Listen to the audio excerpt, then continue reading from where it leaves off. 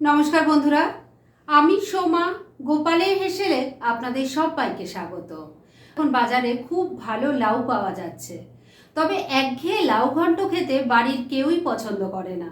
তাই আজকে আমার এই রেসিপিতে একদম ইউনিকভাবে যদি লাউ ঘন্টটা তৈরি করেন, খেতেও দারুণ টেস্টি হবে আর একদম চটজলদি কম উপকরণে তৈরি হয়ে যাবে। তাই চলুন সময় নষ্ট না করে রান্নাটা করে ফেলি। আজকে এই লাউয়ের তরকারিটা একদম গ্রাম্য পদ্ধতিতে তৈরি করব। তার জন্য আমি একটা বড় বাটির মধ্যে লাউ কেটে নিয়েছি। লাউগুলো দেখুন ঝিরিঝিরি করে কিন্তু কাটিনি, একটু বড় বড় সাইজেরই লাউগুলো কাটা আছে। এবারে এর মধ্যে এক এক করে আমি কিছু জিনিস দেব।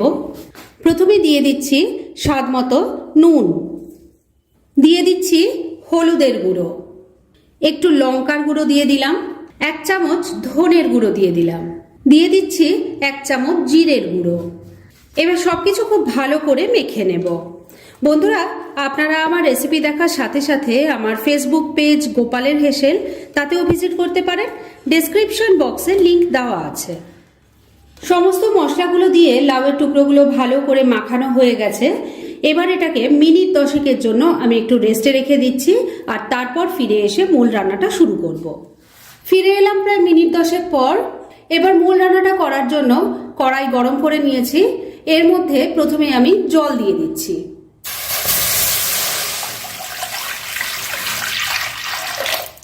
আমি এখানে প্রায় 4 কাপ পরিমাণ জল দিয়ে দিয়েছি।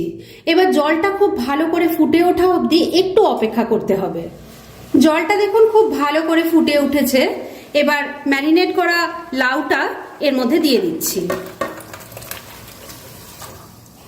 জলের সাথে ভালো করে মিশিয়ে নিচ্ছি। এবার ফ্লেমটাকে লো আর মিডিয়ামের মাঝামাঝি রেখে 6-7 মিনিট আমি ঢাকা দিয়ে রান্না করে নিচ্ছি। 7-8 মিনিট রান্নাটা করে নিয়েছি। এবার ঢাকা খুলছি। এবার দেখে নিতে হবে লাউটা কেমন সেদ্ধ হয়েছে, একটু দেখে নিচ্ছি।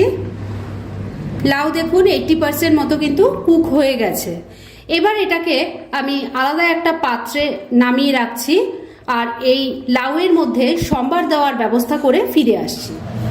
এবার লাউয়ের মধ্যে সম্বার দেব, সেজন্য কড়াইয়ের মধ্যে 1 চামচ তেল দিয়ে দিয়েছি। এর মধ্যে দিয়ে দিচ্ছি অল্প 5 ফোড়ন, দিয়ে দিচ্ছি একটা তেজপাতা, একটা শুকনো লঙ্কা। ফোড়নটাকে কয়েক সেকেন্ড একটু নাড়াচাড়া করে নিচ্ছি।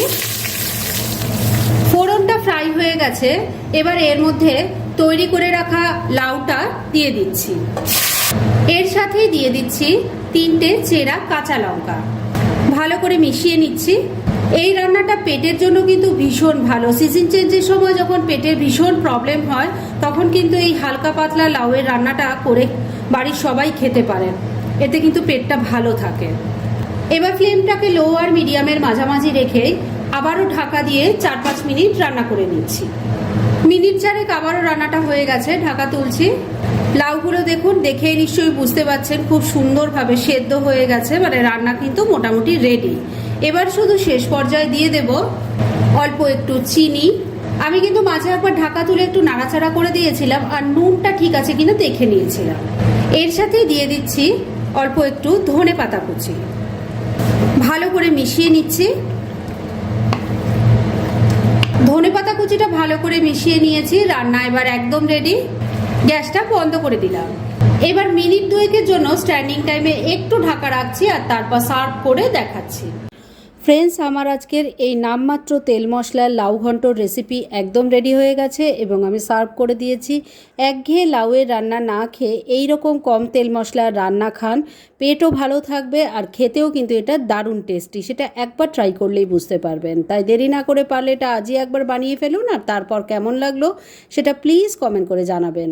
এরকম ধরনের অনেক ভালো ভালো নিরামিষ রান্নার রেসিপি আপনারা গোপালের হেসেল সার্চ করলেই পেয়ে যাবেন, যার মধ্যে থেকে কিছু কিছু আমি সাজেস্টেড বক্সেও দিয়ে দেব, সেখান থেকেও আপনারা দেখে নিতে পারেন। তাই গোপালের হেসেল অবশ্যই ভিজিট করুন।